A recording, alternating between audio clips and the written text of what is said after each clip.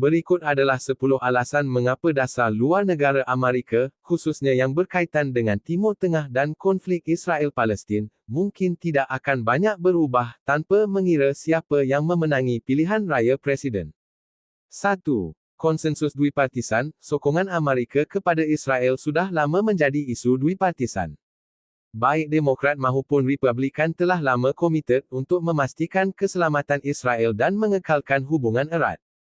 Konsensus ini menjadikan perubahan besar dalam dasar Amerika sangat tidak mungkin, walaupun kepimpinan berubah. 2. Kepentingan strategik di Timur Tengah. Amerika mempunyai kepentingan strategik penting di Timur Tengah, seperti keselamatan sumber tenaga iaitu minyak, pangkalan tentera, dan usaha propaganda kononnya memerangi keganasan. Mana-mana pentadbiran pun akan mengutamakan kestabilan dan pengaruh di rantau ini, yang mana ini memerlukan kerjasama rapat dengan sekutu penting seperti Israel. 3. Pengaruh kumpulan pelobi pro-Israel, organisasi seperti AIPAC, American Israel Public Affairs Committee, mempunyai pengaruh besar terhadap dasar luar Amerika. Usaha lobi mereka memastikan kebanyakan calon, tanpa mengira parti, menyokong dasar yang berpihak kepada Israel. 4. Industri senjata dan ketenteraan. Kontraktor pembekal produk ketenteraan Amerika mendapat keuntungan dari penjualan senjata dan bantuan ketenteraan kepada Israel. Hubungan kewangan antara sektor ketenteraan Amerika dan Israel mencipta insentif ekonomi untuk mengekalkan status quo dalam dasar luar Amerika terhadap rantau ini. 5. Public opini, persepsi awam dan pengaruh media. Media utama di Amerika sering memberi liputan yang condong kepada Israel dalam konflik Israel-Palestin. Ini membentuk persepsi awam yang menjadikan calon-calon politik agak keberatan untuk bersikap tegas terhadap dasar-dasar Israel, termasuk yang melibatkan Gaza walaupun telah terdapat peralihan simpati dari rakyat Amerika namun hanya sedikit. 6. Keselamatan dan ancaman keganasan. Kerajaan Amerika mempunyai perkongsian keselamatan dan perisikan yang mendalam dengan Israel. Hubungan ini dianggap penting dalam usaha menentang keganasan, dengan Israel dilihat sebagai rakan kongsi utama di rantau ini. Persepsi ini membuatkan perubahan dasar tidak akan berlaku. 7. Pengaruh dana pilihan raya dan derma politik. Ramai ahli politik Amerika menerima dana kempen dari penderma yang secara terbuka menyokong Israel. Menukar dasar luar negara terhadap Gaza boleh mengasingkan penderma ini dan menjejaskan kerjaya politik mereka, jadi calon sering kekal dengan dasar sedia ada. 8. Takut menjejaskan kestabilan sekutu di rantau ini, AS ingin mengekalkan kestabilan di Timur Tengah untuk melindungi sekutu-sekutunya seperti Mesir, Jordan, dan Arab Saudi. Perubahan drastik dalam dasar terhadap Gaza atau hak Palestin boleh merosakkan hubungan ini dan membawa ketidakstabilan yang lebih besar di rantau ini. 9. Imej antarabangsa dan kuasa lembut. Kerajaan Amerika sering menyelaraskan dasar luarnya dengan kononnya nilai-nilai demokrasi yang dipegangnya. Israel kerap kali dipersembahkan sebagai sekutu demokratik di kawasan yang tidak stabil. Mengubah pendirian ini akan memerlukan pentadbiran baru untuk merangka semula keseluruhan pendekatan dasar luar yang sangat mencabar. 10.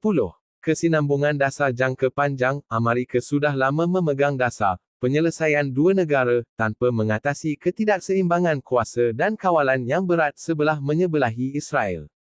Setiap pentadbiran sering meneruskan rangka dasar pentadbiran terdahulu, yang membawa kepada perubahan kecil tanpa perubahan besar dalam pendekatan terhadap Gaza atau konflik Israel-Palestin. Alasan-alasan ini menunjukkan mengapa dasar luar Amerika, terutamanya yang berkaitan dengan Israel dan Gaza, cenderung kekal stabil walaupun berlaku pertukaran pentadbiran. Persilangan antara kepentingan strategik, pengaruh domestik, dan pakatan serantau membuatkan perubahan besar sangat tidak mungkin berlaku.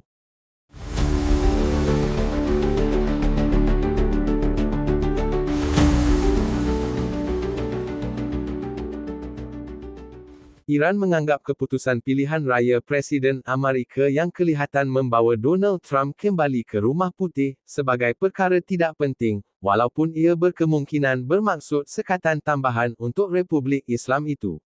Di bawah kepimpinan Trump ketika itu, Amerika Syarikat secara sepihak menarik diri daripada perjanjian nuklear 2015 dengan Iran pada tahun 2018, dan seterusnya mengenakan sekatan yang teruk ke atas negara tersebut. Bertindak balas terhadap kemungkinan kemenangan Trump, jurucakap kerajaan Iran, Fatimah Mohajerani, memberitahu para wartawan di Tehran pada hari Rabu bahawa, dari perspektif Iran, tidak ada perbezaan nyata antara Trump dan lawannya Kamala Harris. Pemilihan Presiden Amerika tidak relevan bagi kami. Dasar-dasar utama Amerika terhadap Iran tidak berubah, katanya. Tidak penting siapa yang mengambil alih jawatan Presiden di Amerika Syarikat kerana Iran sudah pun membuat persiapan yang diperlukan, jelas Mohajerani, sambil menambah bahawa Iran bersedia menghadapi sebarang sekatan baharu yang berpotensi. Selepas lebih daripada 40 tahun sekatan, Iran telah membina ketahanan dan tidak takut akan kembalinya Trump, tegasnya. Bagi kami, secara asasnya tiada perbezaan antara kedua-dua calon ini, Trump dan Harris. Sekatan telah mengukuhkan kekuatan dalaman Iran, dan kami dilengkapi untuk menangani sebarang sekatan baharu. Trump secara rasmi mengangkat sumpah sebagai Presiden ke-47 Amerika pada hari Rabu, mengambil alih jawatan semula hampir 4 tahun selepas kekalahan besar kepada saingan Demokratnya, Joe Biden, menandakan penggal kedua yang tidak berturut-turut. Selama beberapa minggu, tinjauan pendapat meramalkan persaingan sengit antara Harris dan Trump, yang akan menjadi Presiden tertua pada masa pelantikannya, penjenayah pertama yang disabitkan kesalahan dalam jawatan itu, dan hanya Presiden kedua yang berkhidmat dalam penggal tidak berturut-turut. Ahli perniagaan yang bertukar menjadi ahli politik itu juga menunggu hukuman dalam kes jenayah yang melibatkan bayaran wang tutup mulut kepada seorang pelakon filem dewasa, sementara kontroversi terus berlarutan mengenai usahanya yang belum pernah terjadi untuk membalikkan kekalahan pilihan raya 2020 kepada Biden.